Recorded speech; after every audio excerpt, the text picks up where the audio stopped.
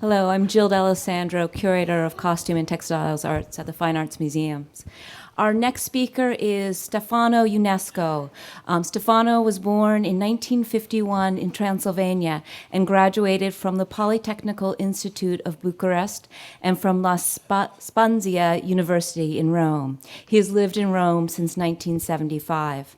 As an independent scholar on Oriental carpets, he is concentrated on the Anatolian carpets in Transylvania, a region that continues to be one of the richest depositories of small Turkish carpets outside of the Islamic world. In 2008, his publication, Antique Ottoman Rugs in Transylvania, was awarded the Romanian Academy Prize in the History of Art.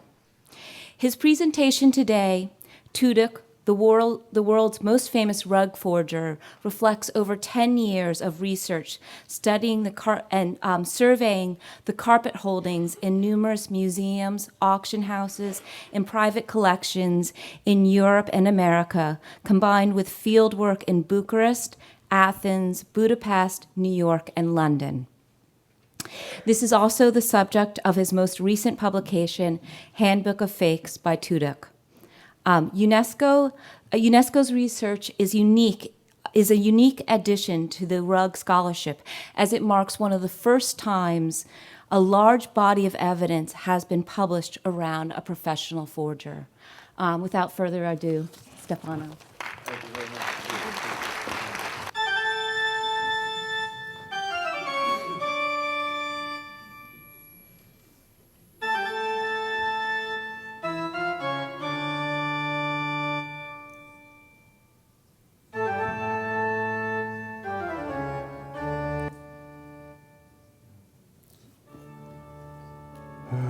It's a small problem, like always with Microsoft products. You heard the organ, but unfortunately I will have to entertain you while we see these images. It was the black organ of the black church, and as you see, there is a tremendous amount of carpets for a Christian church, and this is not normal. This is St. Margaret Church in Mediaș, another town in Transylvania. About 40 Ottoman rugs from 16th and 17th century are preserved there, including this fantastic Holbein. And this is Sighișoara, just in the heart of Transylvania. And this is a beautiful Holbein rug. All these were copied by Tuduc. I had the fortune to organize exhibitions in Berlin and Istanbul, where people could enjoy these carpets and also compare with the examples from other museums. I'm sure you recognize some of the characters here. Good, and here are some participants to the last tour at the Discover Transylvania. And I must report that everybody survived. And here are some great carpets of the Transylvanian heritage, which are to be found, as you saw, in the churches. But of course, this is another story. They all became, or most of them became, Tuduc prototypes.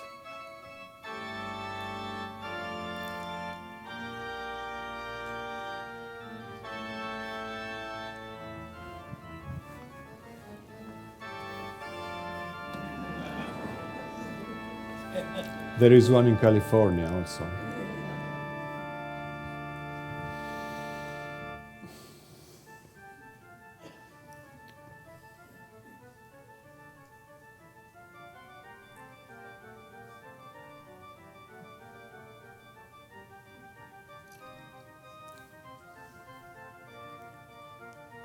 Good. And sorry for the organ. Now we start with the body of the presentation, which has no music. But let me tell you how happy I am to be here and to see so many of you. And hope you will enjoy the topic, but it is a very, very long topic. So this would take about 1 week. I will try to condense in 50 slides and less than 20 minutes, which I'm allowed, all this 10-year work. So, after remembering Kurt Ehrmann's words about fakes, let us see how Tuduc became world's most famous rug forger. It is important to say that there are not many cases of forgeries which are documented as Tuduc works. And I will try to explain what is the difference between assigning a rug to Tuduc and defining a fake.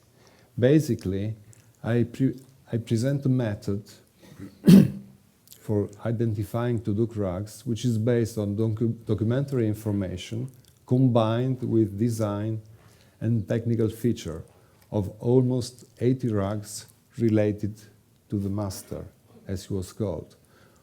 Authentic rugs and fragments sold or restored by Tuduc. He was a great restorer. Fakes which emerged in his family and in his entourage. Fakes showing great similarities to rugs extant in Transylvania. Fakes inspired by rugs published in the literature of the time. He used to read a lot of rug books. And facsimiles of rugs published in Tuduc's sales catalog, Antique Orientalische aus Siebenbürgen. We'll learn later about him. And this is Theodor Tuduc, born in 1888 in Transylvania. In 1910, he was attending the commercial college in Budapest. And in 1912, he started to work as an apprentice with the rug restorer Haik Kuhajan, and then in Kis Bella's rug shop, also in Budapest.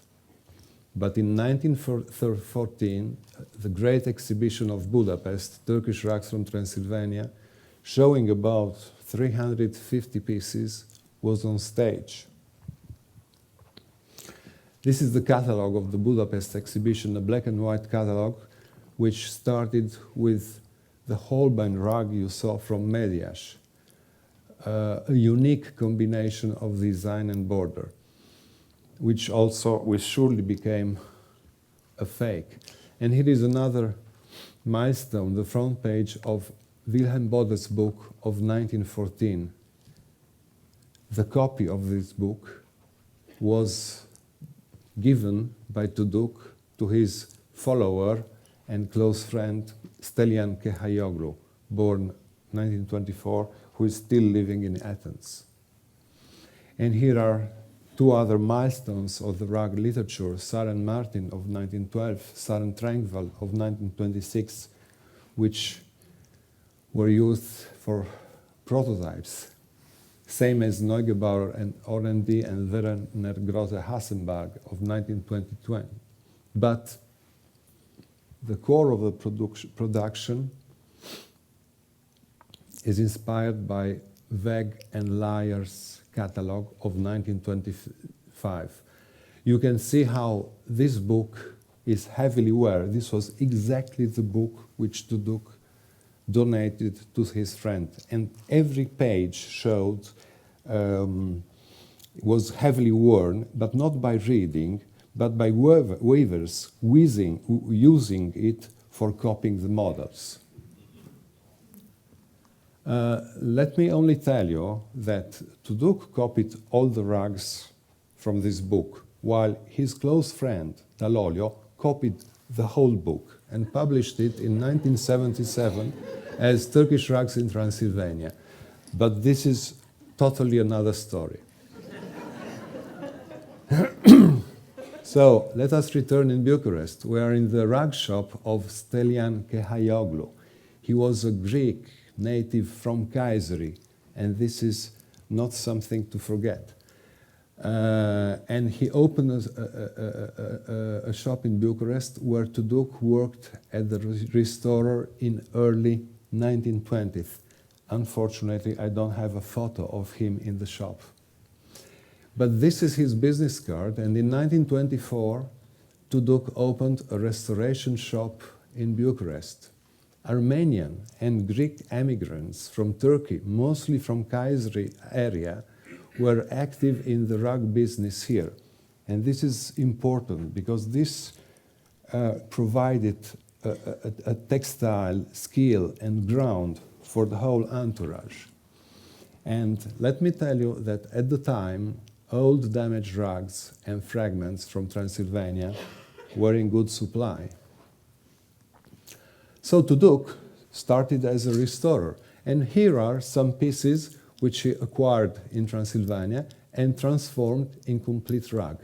But there were some shortages which we must spot and learn. For instance, what is called proper corner solution. You see that every corner shows the same motif. This is not normal for authentic Anatolian rugs, and this is one of the hints which is very easy to use if you are in front of a photo and not of the real rug, which may be very, very, we must pay attention if we see this situation. And here is another fragment which was transformed by Tuduc in a complete rug, and he copied this rug, these models, from another rug which he later sold. And here is a white ground double niche Transylvania. Only half of the rug is authentic. The other one was completed. But we can see the design is very good. It matches precisely the original. So, what happened? After having restored many old rugs and fragments, Tuduc found out a more profitable operation, producing his own antique rugs. And this is a photo of his workshop of Sacele, near Brasov. I know you are not familiar, but we must give a name at the places. And here is exactly the license of 1937, which granted 4 looms and dyeing facilities. So everything is quite well documented. Rugs were artificially aged, and this was one of Tuduc's secrets. And here is a very important picture. It shows that Tuduc was not weaving himself the rugs. He was a skilled restorer and a great entrepreneur. He chose the models and organized the business, while rugs, like in Anatolia, were made by trained women. Here to the left is his wife. So, as an engineer, I like to play with numbers, and I asked myself how many rugs have been produced here. It's difficult, you know, to evaluate the production of a forger, but my guess is that it's something between 250 or more rugs in a 20-year period.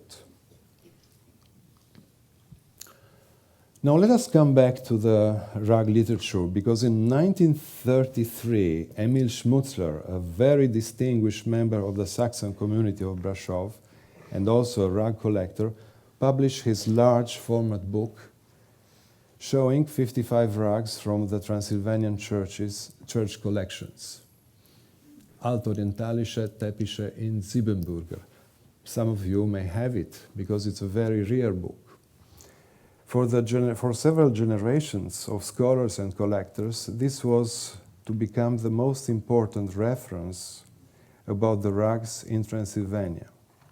But for Tuduc, it became a precious source of inspiration. So, in order to do business, Tuduc used a number of very original and sophisticated methods, which what I heard before is more or less the same, but Tuduc had more. He used to take people from the Western countries and to take them to the Transylvanian castles of impoverished noblemen, and show them old rugs on the walls, and of course people was buying.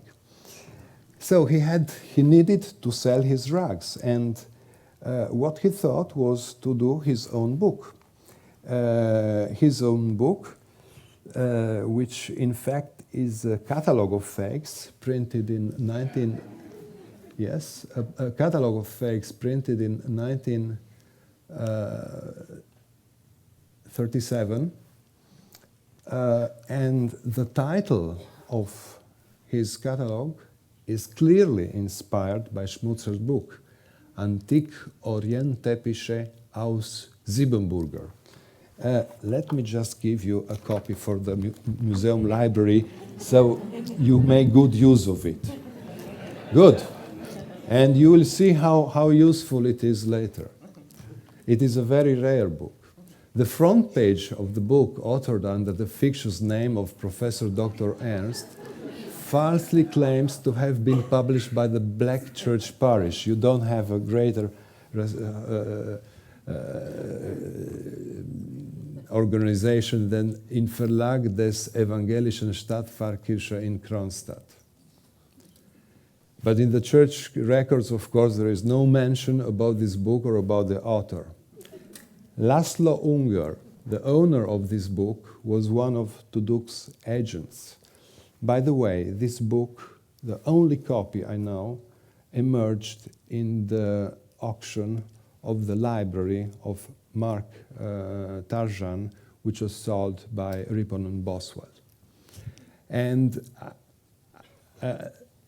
Laszlo Unger said that this catalogue enabled him to sell rugs at extremely high prices to clients, including rich immigrants from Romania in North and South America. Fantastic. Good. With the help of this book, but of course, and of other information, I was able to reconstruct Tuduc, how shall I say, typology. No, his work. He used to call his rugs meine Kinder, mein children. When you think of a child, you also must think that he may not be unique. He may have brothers, sisters, and many, many nephews. And this is in fact the case. So in fact, Tuduc had Anatolian rugs, Caucasian rugs, Persian rugs, armorial carpets with Spanish design, and also his own original models, which we'll see. This is a page of the handbook of Tuduc's books, no, of Tuduc Catalogue of Fakes, showing a fake Holbein, which is presented, of course, as early 17th century. The design is good, and the rug is complete, as a collector would appreciate. We don't know this rug, but we found this one, which is an exact copy except for the number of rows. And this is a brother from the Textile Museum of Canada in Toronto with exactly the same design. Let me tell you that the Textile Museum of Canada has a small collection of 5 rugs, and I am trying to encourage other people to donate their fakes to the same museum in order to have a core to be studied. But the rug was donated as a fake. So it was the owner, who was a rug dealer, knew that it was a fake, knew that it was a Tuduc. And this information matches with the document I found. Good.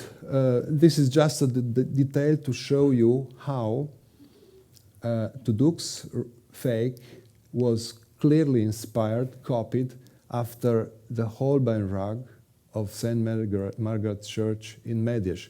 You see the combination of open kufic border and minor borders, outer and inner, is exactly the same. This is absolutely impossible to have two Holbein rugs with exactly the same combination and then having several copies. As I mentioned, the design is very well done, and the rug itself is very nice. I had the pleasure to see it in a workshop last November, and it would be very difficult today to make such a rug. Good. And also technically, the rug shows some very nice features. The colors are quite okay, the handle is soft, and the side finishes, you see, show exposed wefts as the original rugs. This is called exposed weft. I don't go in other details because this is too long. And here is another brother of the same carpet, which was thought to be a late copy. You see, this rug shows exactly the same minor, main, guard, and field as a Holbein rug from the Brukenthal Museum in Sibiu. And I ask you, how can a weaver in Anatolia in 19th century match exactly the design of a rug which is in a Transylvanian church? It's very difficult to explain this. And here are two other copies. And this is a rug which emerged which was in Battilossi collection in Turin, which Michael Francis saw and said, this is Tuduc, it is he himself. So he was right also this time. Good. And now let us go to another famous fake. To the left, you see Sarah and Martin plate 72 from the catalogue of the 1910 exhibition, showing this fragment of a lotto carpet with a coat of arms and a unique border. There is no other rug known with this border. And we have several rugs showing more or less these features. This one is the Macmullen armorial carpet, which was described as Ushak, late 16th or early 17th century, in Oriental rugs in the Metropolitan Museum by M.S. Demand. And a lot of speculation about the coat of arms and the Doria Centurione family ordering rugs to Anatolia. But in fact, it is a fake. And so the first step is that we know it is a fake. Now the second step is we know it is a Tuduc, because we have the book, we have his catalogue. In this catalogue, there is another rug which has a lot of field, which is exactly the same design. If you can see, probably it's not enough clear, but try to see the detail where the motif starts vertically and to the sides is exactly how it is here. So it is clear that the weaver was following the same design. So it is clear these two rugs, the one which was in the catalogue and the other one, was made in the same workshop. I think that about rugs, we cannot have more evidence about the paternity of a rug.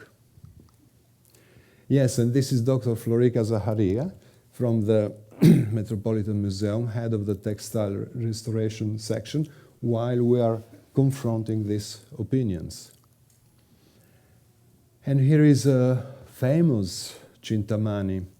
The fake one is this one, which was in the Victoria and Albert Museum till 1964, when an American rug expert, Nassim Cohen, asked to be submitted to dye analysis, and the dyes proved to be all synthetic. This is quite common for Tuducs. Dyes are synthetic. Then, on the basis of similarities with other examples, we can say it is a Tuduc.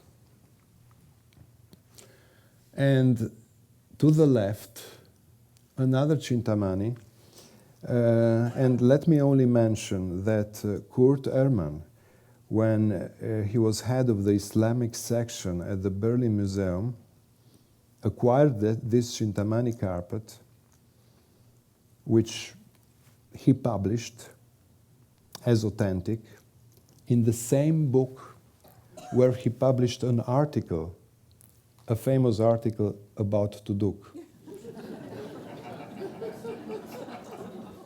A carpet unmasked. So you see how difficult it was at the time to discern between fakes and originals. And now let me come to a nice fragment of a large bird which inspired many fakes. This is a rug from a place called Birtan. It is the Lutheran church in Transylvania. It's an enchanting place. I hope that sometime you will come here. And several carpets survived here. And here it is, the Birtan rug. And here it is another rug from the Met, which is believed to be a fake. It was not me who uncovered the fact that it is not original. It was Spuler.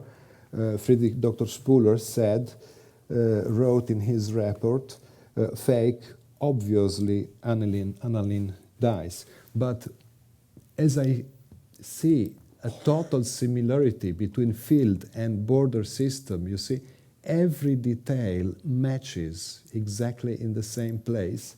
I used a black and white photo because usually if you have different colors, which Tuduc did, our eyes, you know, it's trick. We think it's a different design. So, but we can see the design is absolutely the same. So, in my opinion, also this rug, which is a fake, is a Tuduc. Well, and this is a double niche Transylvanian rug.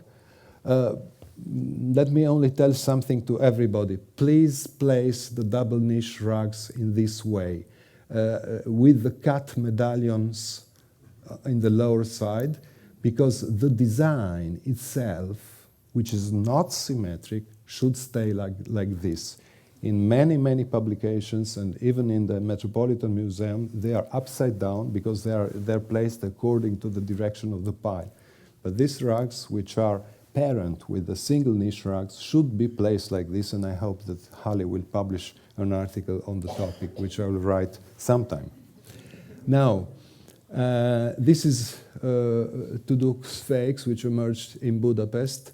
We can see some small differences in the design of the niche. And here is another rug, which was published by Schmutzler, and it was in his collection, a double niche white ground Transylvanian. And here is one of a series of rugs by Tuduc. For many years, I was very intrigued by this rug, which was in a family I know, and it was so well done, but I had no hint to say it's a Tuduc. Finally, it is published in the catalog. Of course, a facsimile. So we know what it is, name and surname. And this is probably the most copied Anatolian rug in the world. As I mentioned before, this is a single niche Transylvanian rug, and you see the single niche has a particular design here, which is similar to the double niche design of first period, and always, as it is a prayer rug, it should be placed like this, and always the cut cartouches are in the lower side. Now, of this rug, worldwide, we know about 15 examples which are beautiful, absolutely beautiful. At the moment, I also know about 12 fakes, but I suspect that the number is much higher. One of the fakes, which is very, very well done, is in a home in Transylvania. It was on the same wall for 60 years. Practically, it was bought from Tuduc's shop in Brasov. And it is really well done. I will not go into details, but it shows stitch wefts, it shows some type of lazy lines, and this will be discussed at the workshop. Here you see participants at the tour Discover Transylvania 2009 with Alberto Boralevi. Good, and here is, for instance, another copy of the same rug, forgery, which emerged in Sartirana. You see every detail of the design matches perfectly, and this is not possible possibly. Believe me, in Transylvania there are about 100 double niche Transylvanian rugs. Everyone has a different combination, minor main, minor border. So it is absolutely bad news if you find a rug which is very, very, very similar to another one. And here are two other copies which reflect the same design. One it is in the Nickel Arts Museum in Calgary, and the other one in the Anatolian collection in New York. Good. And now, let me show you how Tuduc used to do his models, because this is a big problem, of course, for a faker. Both rugs here are unique. This is a unique ground from Bistrica, which has a distinctive shape of the arch. And this is another unique rug from the Christian Museum, which has a unique border. Now, look that the border does not have proper corner solution. You see that the design at the four corners is different. And look how a Tuduc came out. This is a rug published in his Catalogue of Fakes. He took the field, he took the border, and he made a Tuduc. Yes. And if we don't know that it is a Tuduc, then pages and pages of descriptions will follow about nothing. Good. Here is one of the brothers. And you see what I mentioned. This is very well done. When you see it, you feel, well, it's a nice rug. The columns here, for instance, are not stiff. Usually in the fakes, the columns are very, very stiff, are very straight. But again, bad news. You see? Proper corner solution. So be very careful. Good. And let us return to this photo, which is so important, from the workshop. Now, I had this photo from the family. I was fortunate to meet one of his nephews. He didn't have children, Tuduc. And we see that the weavers are doing a Persian carpet. And we see also a page of the catalogue showing an animal rug, no? Of course described as 17th century and so on. Now, I recently find out the author of the cartoons for the Persian carpets. And this person is an Armenian, Agopian, who lived in Bucharest. He worked with Tuduc. I will meet his son Saturday at the workshop. And here is one of the cartoons which their mother took when they left Romania in 1963 for California. So you see how important it is to travel. Good. The photo is not good, but believe me, this design element matches perfectly this design element. Good. And this is how Tuduc became world's most famous forger. His works are in many museums. I'm very upset that great collectors like Joe McMullen were fooled probably by the dealers, I don't know. And museum curators and even great scholars, as I mentioned, Kurt Ehrmann, Ulrich Schurman, M.S. Dement. But interestingly, Tuduc's forgeries have become collectible in their own right. Yes. So, I'm glad you laugh, but try to guess now which one is original. And if you don't guess, try to go to my book and you will find the answer. Thank you very, very much, and I hope you will have many questions.